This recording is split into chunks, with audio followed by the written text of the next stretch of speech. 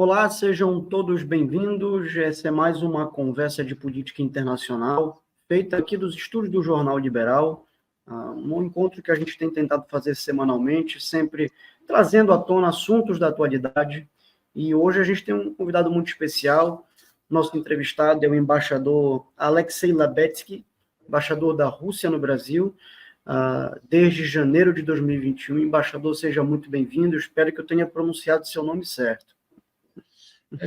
Muito obrigado, senhor Gustavo. O pronunciamento é bem legal e eu gostaria de mais uma vez agradecer ao Liberal pelo esse convite e pela possibilidade de trocar opiniões com o público e o jornal brasileiro. Embaixador, a gente está vivendo um momento de muita tensão no Oriente Médio, com a escalada de um conflito entre Israel e o Hamas na faixa de Gaza, que nos primeiros momentos achava-se que era um conflito local e as coisas estão escalonando para uma coisa mais tensa, espero que não chegue, mas a um conflito regional. E nos últimos dias a gente tem visto, o que era natural, um apoio de primeira hora dos Estados Unidos a Israel, vários líderes europeus visitando Tel Aviv. Qual é o posicionamento da Rússia nesse conflito entre Israel e Palestina? A primeira coisa que eu gostaria de sublinhar desde o início é que o conflito israeli-árabe ou árabe-israeli é um dos conflitos mais históricos que nós temos na área internacional. Esse conflito é multifacético, está ligado às contradições que historicamente existiam entre os povos que habitam nessa área, entre as religiões diferentes e entre as tentativas de impor de um lado a vontade a outro lado, e nós estamos convencidos que o caminho real de solução do conflito no Médio Oriente, que está prestes a fazer explodir a situação global, é a criação, como já foi decidido várias vezes, de dois Estados diferentes nesses territórios. Isso não foi realizado, apesar de longas conversações entre a parte israelí e a parte palestina, e a razão principal de inexistência do outro Estado lá é a razão do aparecimento de várias tendências, de vez em quando radicais, que dominam de um ou do outro lado os círculos políticos. A eclosão de um novo conflito no dia 7 de outubro, que foi empreendido pelas ações bárbaras de um lado e pela resposta bárbara do outro lado, não dá de maneira nenhuma o caminho de solução. E por isso nós chamamos a comunidade internacional e as partes no conflito de acabar com as medidas de força e iniciar as medidas políticas diplomáticas, em primeiro lugar, garantir os direitos dos povos e da gente que não está ligada à atividade militar. E nós gostaríamos de sublinhar que nós estamos observando um território de conflito hoje, é uma barbaridade inaceitável, e nós chamamos a uma parte e a outra parte de acabar com essas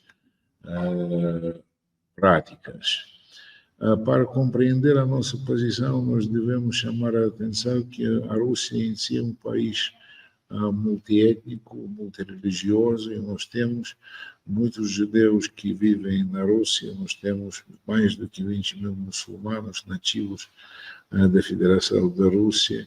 Quando nós estamos falando do conflito lá no Médio Oriente, nós devemos lembrar que a língua russa no Israel é uma das principais línguas estrangeiras faladas por causa da imigração dos judeus da ex-União Soviética para esse território.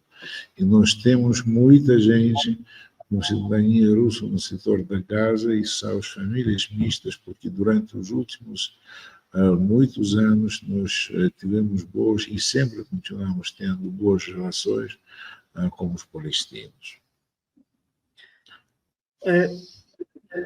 Quando a gente puxa um pouco do histórico político da região, os Estados Unidos, nos últimos anos, tentaram diversas vezes aumentar a influência na região, entraram no Iraque, entraram no Afeganistão, tentaram derrubar o governo sírio algumas vezes, e as políticas falharam, tanto que houve uma tentativa, está acontecendo uma tentativa de reposicionamento geopolítico de Washington.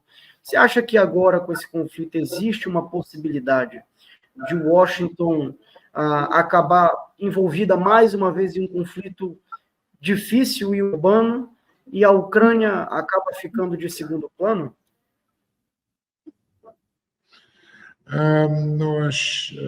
Quando nós estamos vendo a conjuntura atual internacional, nós devemos tomar em consideração que o mundo atual está caminhando para a multipolaridade. À época, quando os Estados Unidos tentaram dominar todas as áreas econômicas, políticas, etc., incluindo culturais do mundo, acabou. Acabou por razões objetivas e acabou por incapacidade dos americanos de agir no mundo que se desenvolve em função das necessidades de cada uma nação, de cada um Estado. O conflito no Médio Oriente não é um conflito que os americanos queriam dominar jogando em prol de só uma parte. As tentativas de impor a vontade ou o sistema de funcionamento da sociedade para os países como o Iraque, como a Síria, como a Líbia, como o Afeganistão, levou ao endurecimento da confrontação nesta região muito importante para a área internacional. E os americanos falharam nas suas tentativas de impor a Pax Americana nas regiões que têm a sua própria história, que têm a sua própria identidade. Essa história e identidade em muitas vezes, muito mais longa e rica do que a história dos próprios Estados Unidos. E o resultado é, de certa maneira, trágico. Vamos ver a Líbia, que acabou de existir.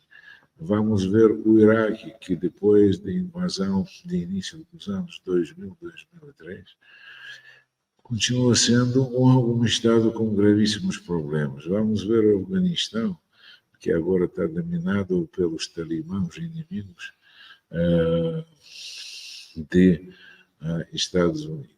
Isso é uma coisa muito complicada e eu penso que a solução dos problemas desta região pode ser encontrada só nas vias de diálogo e tomada em consideração de todas as diferenças e todas as realidades que existem. Você falou agora um pouco de um mundo cada vez mais multipolar, de multipolaridade. Desde que o conflito na Ucrânia começou, tanto a Rússia quanto a China têm priorizado mais os BRICS nos seus discursos, têm priorizado pautas dos BRICS, e os BRICS acabaram ganhando uma relevância enorme de praticamente 2 anos para cá. Quando a gente pega todos esses países que entraram agora, adentraram no bloco, e mais países que estão tentando fazer parte do BRICS, você acha que é possível conciliar países tão diferentes e distantes e com interesses distintos? Vamos voltar para dois pontos na pergunta do senhor. Ponto número 1, o que é BRICS?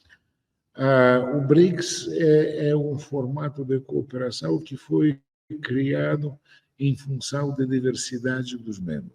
Os primeiros 4 membros do BRIC foram o Brasil, China, Índia e Rússia. Depois entrou a África do Sul. E que une esses países? A unificação dos interesses desses países se baseia num fato concreto que cada um destes países constitui a identidade fortíssima civilizacional.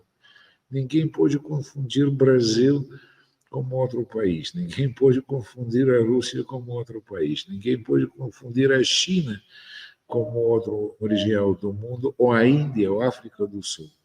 Essa identidade cultural diferente faz a base de cooperação do BRICS no domínio político e no domínio econômico. Nos une a necessidade de defender os nossos interesses através do diálogo e nem através da imposição dos valores. Os valores, na minha opinião pessoal, os valores de todas as civilizações são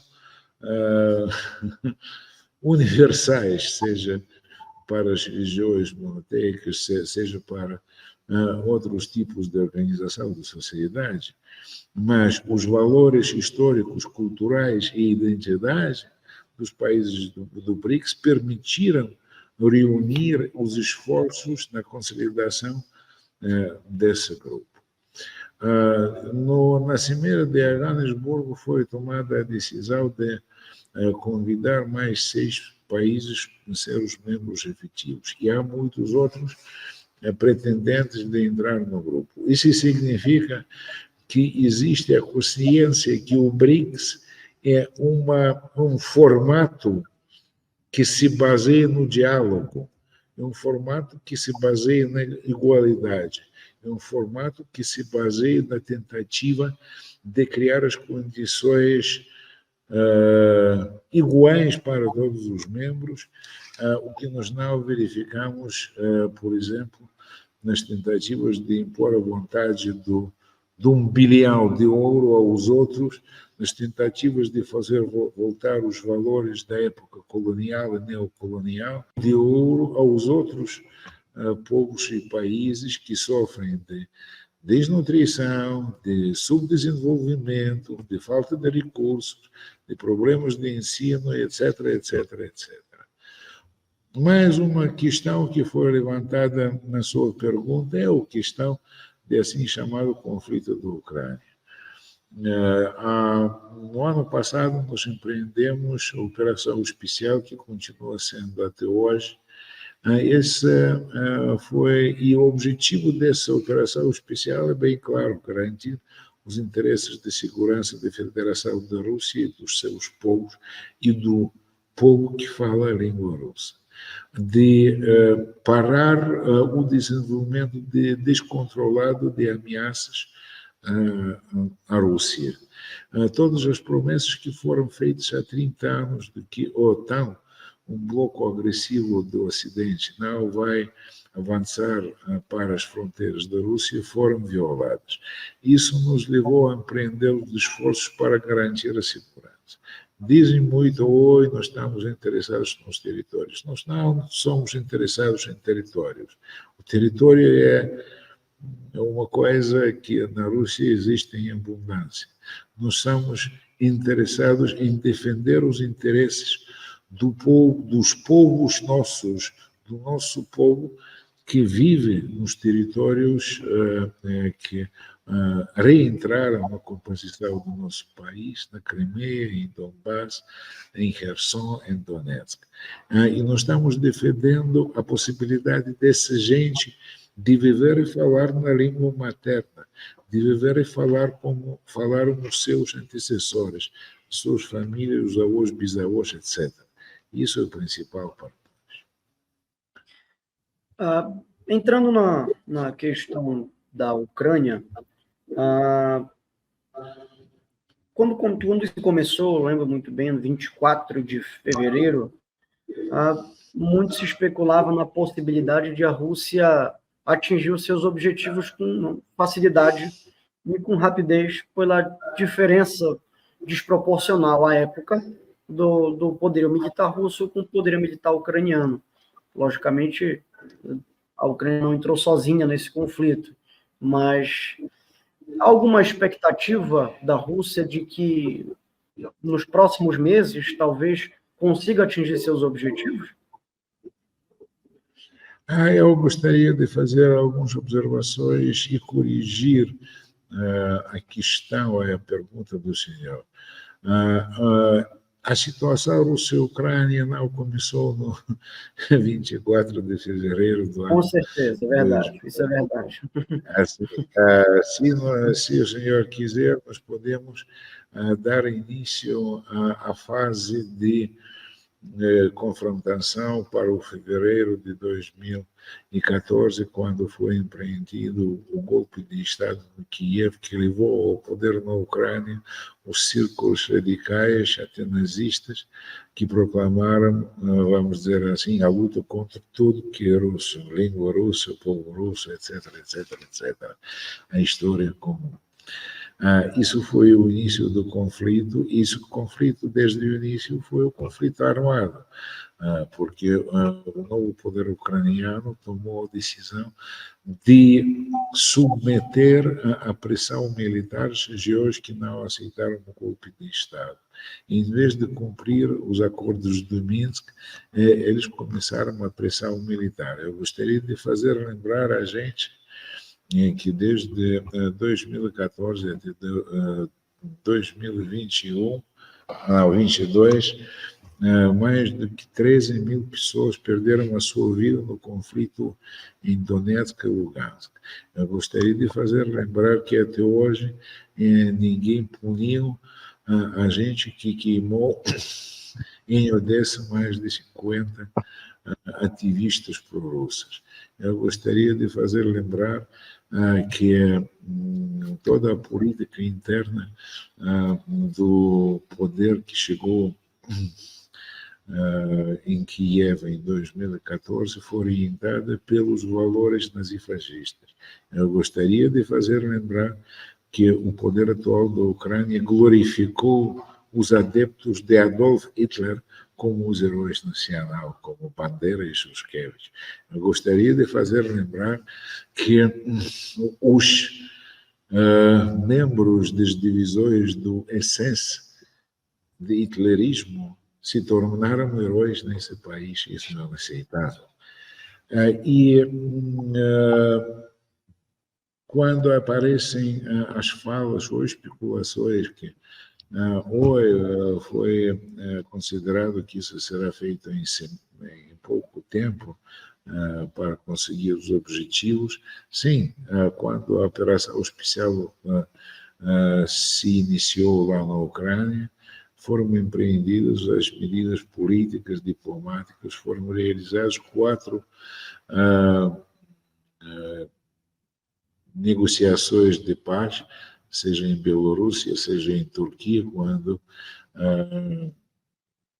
foram encontradas as bases de solução, mas isso foi negado pelos donos do atual regime de Kiev. Esses donos se encontram no Ocidente, esses donos se encontram em Washington, que tomou a decisão de levar a proxy guerra contra a Rússia e declarou que o objetivo da política nessa região do mundo e globalmente é fazer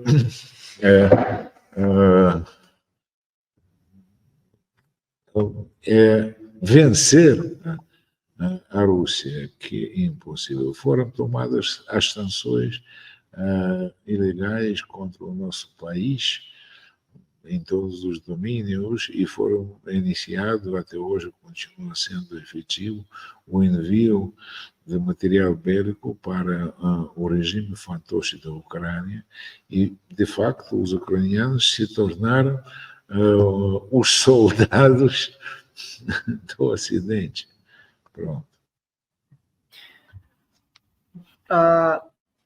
Ainda sobre a Ucrânia, os países da OTAN, guiados pelos Estados Unidos, impuseram sanções muito severas à Rússia, ao governo, não só ao governo russo, mas a cidadãos russos, até o futebol russo. E eu para mim, eu lembro um caso muito emblemático, que foi o de Roman Abramovich, que era dono do Chelsea na Inglaterra e, pelas sanções, teve que vender e até sair do país. Esperava-se, pelo histórico da OTAN, de adotar essa política de sanções a países na tentativa de isolar o país e acabar isolando o governante.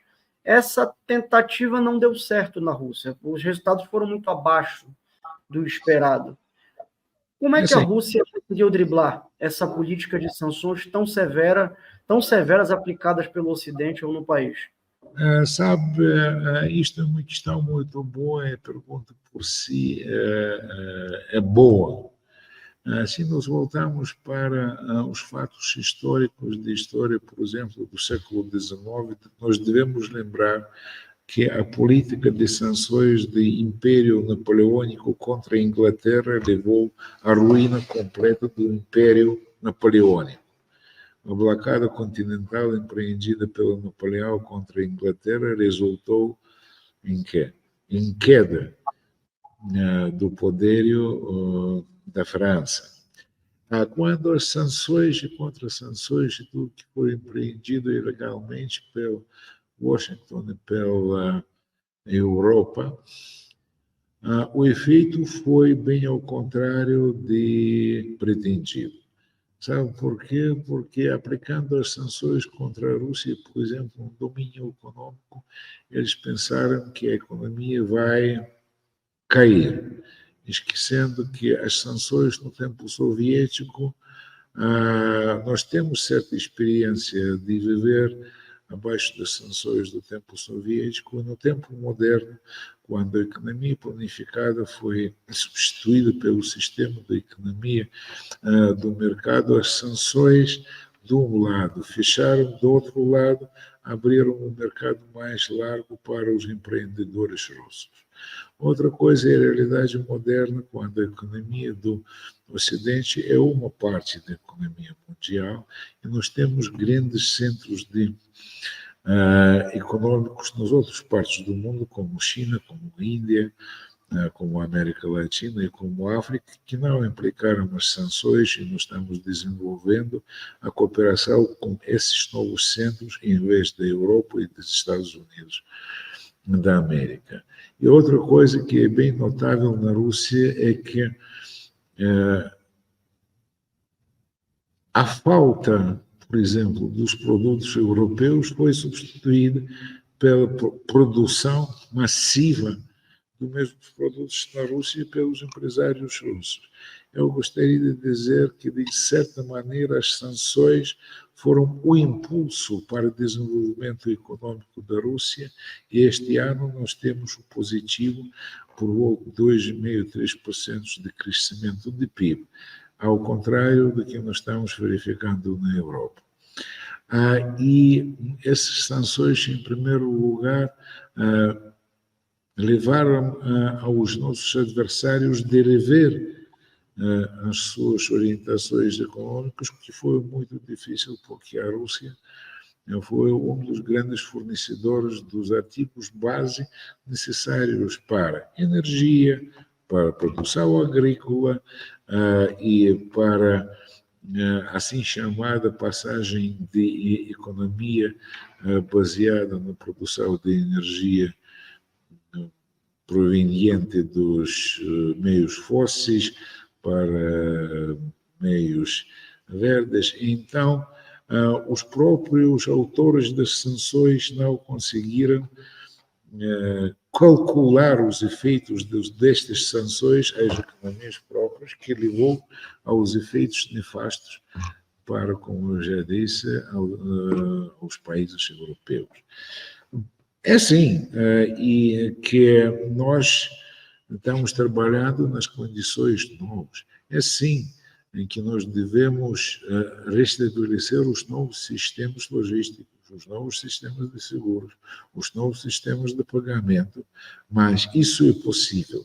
E eu gostaria de dizer que toda a coisa que foi inventada pelo ser humano, por um ser humano, pode ser copiada por outro.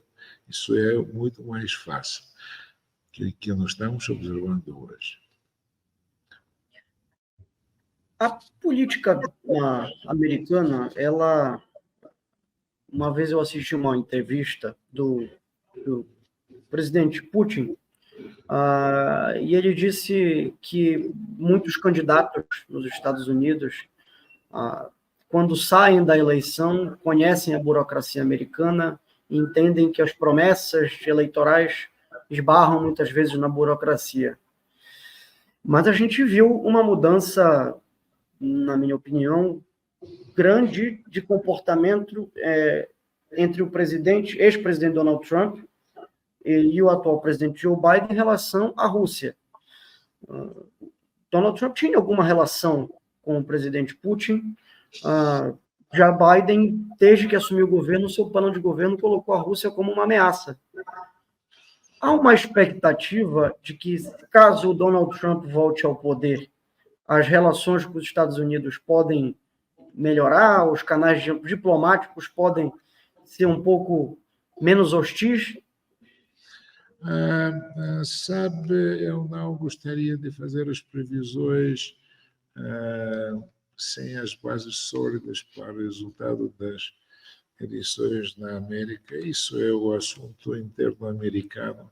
É de certo que nós vamos continuar a ter relações ou trabalhar com os governos legitimamente eleitos, seja nos Estados Unidos, seja em outros estados do mundo. Sobre o governo Biden,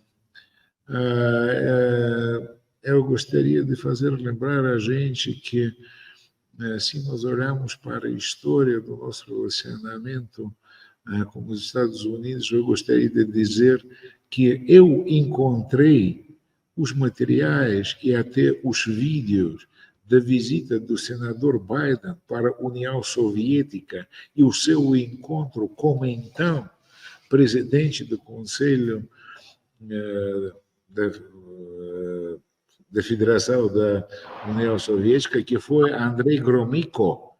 Isso foi os inícios dos anos 80. O Biden continuou na política, ele tem muita experiência.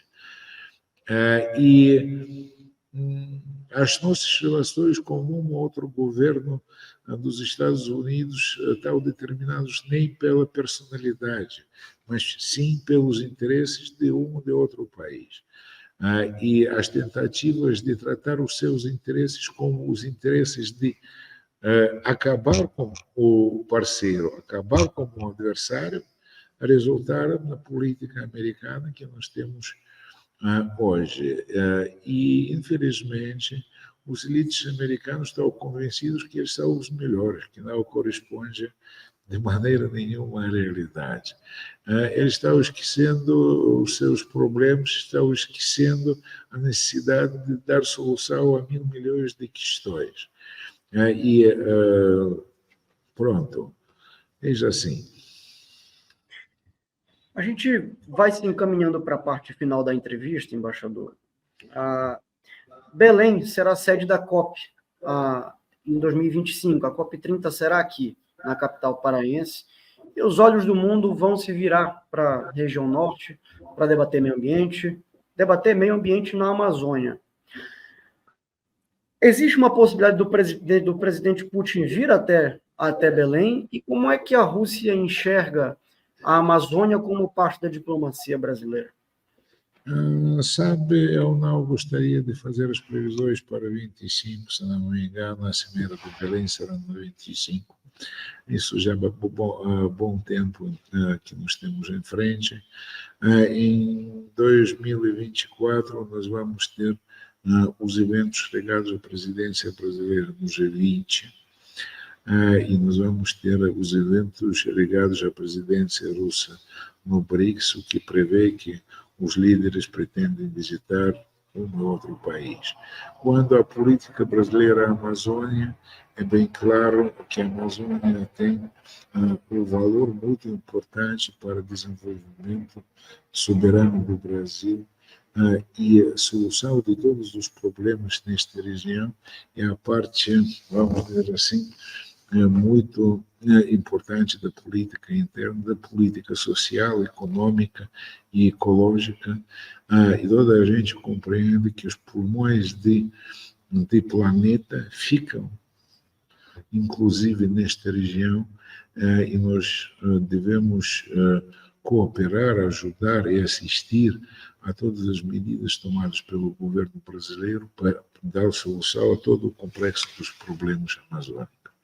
Eu gostaria de fazer lembrar aos nossos amigos brasileiros que a Rússia tem grandes territórios cobertos pelas florestas na Sibéria. E essas florestas são bem diferentes da floresta tropical amazônica, mas essas florestas também constituem uma grande parte do pulmão do nosso planeta, e nós também atribuímos grande importância para a solução de vários problemas que existem nas vastas áreas florestais da Federação da Rússia, e nós estamos cientes que nós somos responsáveis, assim como os brasileiros, pela solução deste problema. De vez em quando eu estou me estranhando pelas tentativas de alguns estados, assim chamados desenvolvidos, de ensinar o Brasil e a Rússia o que fazer com as condições climáticas. Mas eu estou me perguntando como é possível que os europeus, que têm a única floresta na Europa, que é a Floresta Negra, ensinar os brasileiros o que fazer com a floresta. E essa Floresta Negra europeia é mais doce do que a realidade. Como que os países que cortaram tudo que pode ser cortado no continente tentam ensinar os atores da política ambiental o que fazer? Eu penso que a democracia brasileira, a sociedade brasileira é bem crescida e capaz de dar soluções efetivas a todos os problemas que existem. Muito obrigado. Embaixador, antes da gente finalizar, a Rússia é um país com uma história cultural muito rica. A literatura russa é muito conhecida mundialmente, não só a literatura, mas a cultura russa é uma cultura, para quem conhece, uma cultura muito rica e muito admirada, mundo afora. Nesse momento em que há uma quantidade exorbitante de desinformações sobre a Rússia, você indicaria algum livro, alguma literatura para entender um pouco mais a mentalidade russa?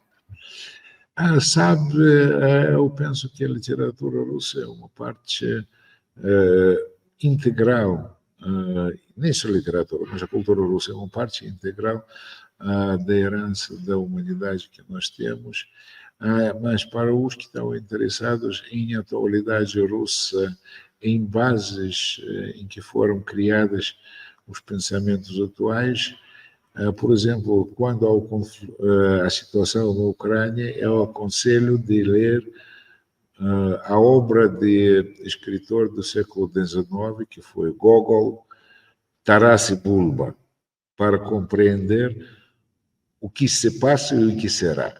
Isso já foi tudo escrito há muitos anos. Quando, para mim, uma das obras clássicas, bases de identidade e cultura russa, sem qualquer dúvida, o Lev Tolstói. E a sua obra é Guerra e a Paz. Quando as razões políticas que levaram aos acontecimentos de revolução, depois da revolução, havia um filósofo russo, Nikolai Berdyaev, que deixou a herança muito válida, que eu aconselho também para os interessados a ler. Mas o Berdyaev não foi traduzido para o português. finalizando, eu aconselho, em termos literários, de ver e ler os grandes poetas do primeiro período depois da Revolução, como Mayakovsky, como Bloch, como Yesenin, e no âmbito de cinematografia, as obras clássicas do Sergei Eisenstein, dos anos 30 e 40, que até hoje constituem uma base de produção cinematográfica na Rússia. Há muita coisa. Eu espero que as pessoas interessadas podem ver as analógicas, os acontecimentos analógicos entre o desenvolvimento da cultura russa e a criação de uma forte cultura brasileira. Obrigado. Embaixador, muito obrigado pela oportunidade de conversar um pouco sobre tudo que está acontecendo no mundo, sobre a posição russa sobre diversos conflitos. E fica aqui o convite, quando o senhor quiser vir a Belém, vir ao Pará, o jornal está de portas abertas para lhe receber. Muito obrigado. Muito obrigado, senhor Gustavo. Eu espero que um dia eu vou para o Pará e para o Belém, eu vou ter a possibilidade de falar pessoalmente. Uma coisa de vídeo é bom, mas o pessoal é 100% mais valioso. Obrigadinho. Melhor. Até logo. Até logo.